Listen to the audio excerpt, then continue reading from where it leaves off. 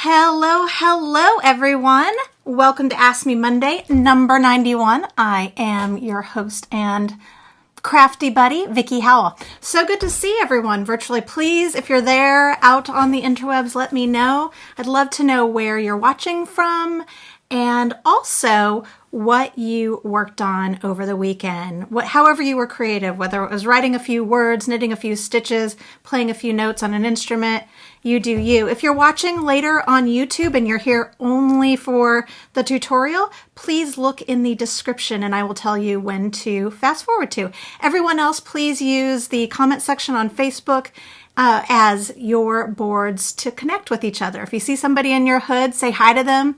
Talk about a meetup. Let everyone know if you're making something and there's a link to the pattern or instructions. Please share. We love to see what each other's working on.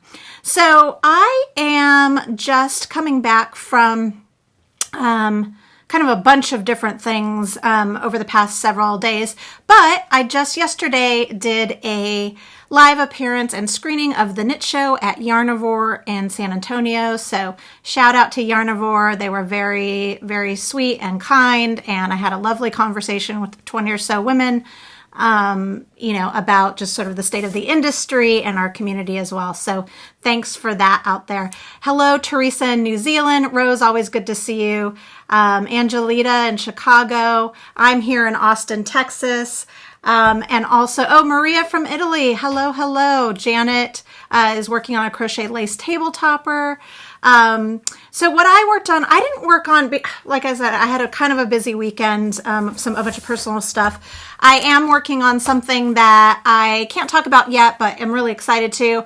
And so I'm designing a small project for it, and it was one of those like sources of frustration because for some reason my brain wasn't getting something to work, so I had to rip it out about 10 times. But that is how the process goes.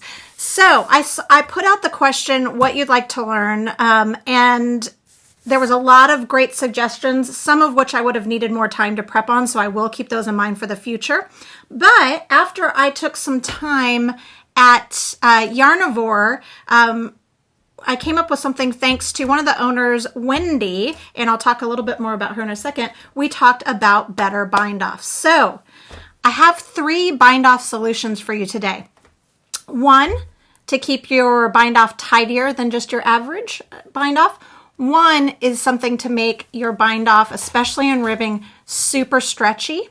And the last one will be to show you how to a really firm, sturdy bind off that's great for middle of the row or if you're binding off for buttonholes. So I'm going to flip the camera around as usual, and then I'm going to do the demonstrations on those. And then after that, I will answer some of the questions verbally that a few of you had. Also, please look in the comment section for the promo post that I put up for this particular episode, as I did reference some of the questions that you asked. I actually have done episodes on, and I tried to post those where I could. So in response to wanting to know, I believe, how to read charts, and one was on new Tunisian stitches. There were several, and so please take a look at that. You can always watch Ask Me Monday recorded versions by going to my Facebook page. It's just facebook.com/Vicki Howell, and then clicking on the videos tab there. I have a playlist. You can watch all the way back to episode 1, which, if you can believe it or not, was in August 2015. So we're coming up on our 3-year pretty soon. So that's exciting. Okay, you continue to tell each other what you're making, how you were creative over the weekend, and where you were watching from while I turn the camera around and we can get started on our first bind off. Sound good? All right. The first bind off comes courtesy of Wendy, who's the co-owner of Yarnivore, and she is probably the inventor of this one, but she is also very realistic that it's possible that it has been invented before and she just reinvented it. So we're calling this the Wendy's SSK bind off. If you know it as something else, cool, you do you, but that's what we're calling it. So first, let's talk about the whys. All right, so this is just I've done this little piece that's bound off in the regular way. And as you can see, it's not super consistent. I also exaggerated that a little bit, but if you're binding off per usual, sometimes what can happen is, you knit a stitch,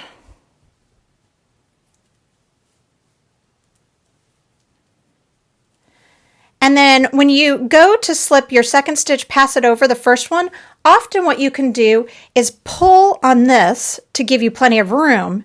But what that ends up doing is not only making this loop loose, but the stitch before tight. And so the result can be, unless you really work on it, this sort of like, oops, let me get to the right edge. This really sort of uneven, let me see if I can get closer. Some of the stitches are smaller than the others, and it can be a little uneven. So what Wendy suggests, and let me work back my piece so I can get back and ready to show you. Move my yarn to the correct side. We're going to be doing Wendy's SSK bind off. So this is much like the slip, slip, knit decrease. So you're going to knit the first stitch, then you're going to slip the next stitch knitwise, and then knit them together through the back loop. So then you never are pulling on one stitch longer or more than the next one. So again, to the next stitch, you're going to slip,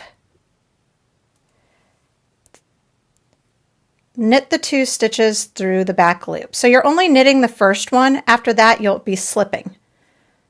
Slip knitwise,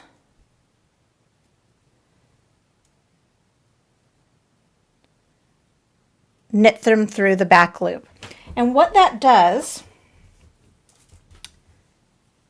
is it creates, you can see the difference here. Let me do it. It creates a nice, even, smooth bind off where all of your stitches are uniform. And just to give you something to work off, so here's the one where I just bound off normally. And here's the one with Wendy's SSK bind off. You can really see how much tidier this one is. Really simple, and then you don't have to worry about sort of creating your own tension on your own.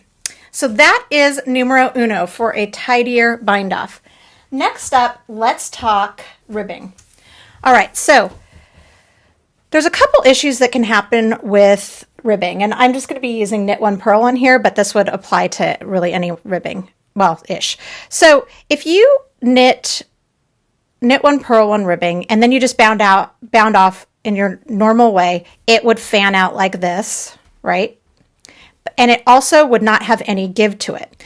Now, you could remedy the give by simply binding off in rib stitch, meaning you'd knit one and then purl one and then pass it over and then read the stitches. And that will make it in pattern, but it will not give you the extra fabric that the one that I'm going to show you today will, to give you the stretch.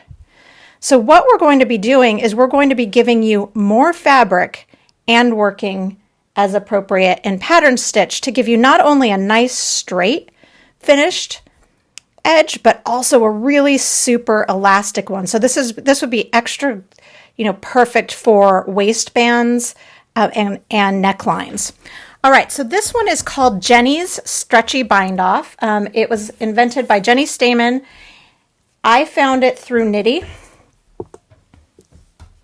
and it's supposed to be the sisterly counterpart to Judy's Magic Cast On, which we actually covered in the very first episode of the Knit Show. So if you haven't watched that on YouTube, please give it a watch. Megan Fernandez shows it. Okay. For this one, we're going to work knit stitches and purl stitches in different ways. So let's work. Okay, so to set up for the knit stitch, our very first one we're going to yarn over, but we're going to yarn over the opposite direction than we normally would. So from the back for this. This first one, it's going to feel weird, but after that it'll feel a little bit more normal. So I've got this yarn over, and I'm going to knit the stitch. And then I'm going to pass the yarn over over that stitch.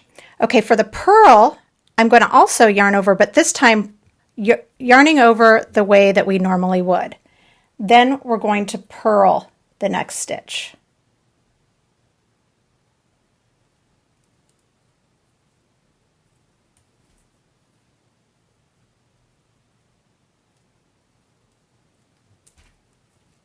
Oops, excuse me.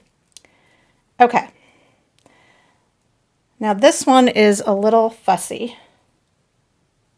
We're going to bind off all of them. Okay, so for the knit stitch,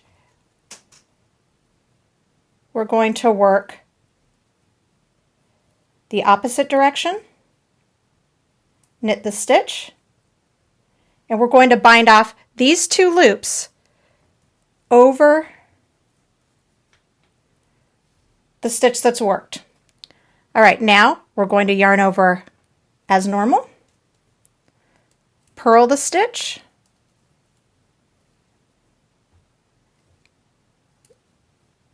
use your needle to carry those over. For the knit stitch, remember we're going the opposite direction, knitting it, insert your needle through the yarn over and the stitch before, pass them over, and I'll show you one more time the purl. We're going to yarn over as usual, purl the stitch, and then use our needle to bind them off. And you'll just do that all the way to the end, and you'll get this really lovely, super stretchy bind off. This is great for socks, it's great for collars, it's great for waistbands.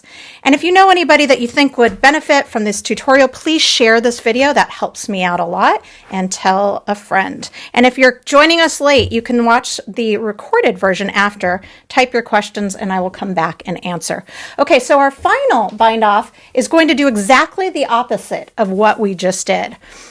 Instead of stretchy, I'm going to show you how to make one that's super firm and also cinches a bit. Why would you need that, you ask? Well, my friends, the main reason that this would be great is for buttonholes. When you have to bind off in the center, if you can have something that's really firm, this has almost zero give. It really helps a lot. There also, and this is not what this was necessarily designed for, but what I also think this could work as is if you wanted to then, it creates these eyelets, and you could weave ribbon inside and out if you wanted to, and then gather a piece in. So this is called the Knit 2 Together bind off, and I found this one in Cap Cease's book, Cast On Bind Offs. And I'll put all of these references in the show notes in the comments section once I'm finished. So for this one, all you do is you knit 2 together, knit the next 2 together,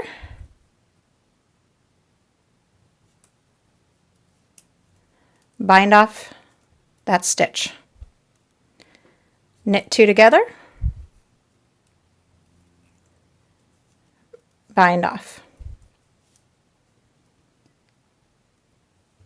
knit 2 together, bind off. And you'll just do that all the way across.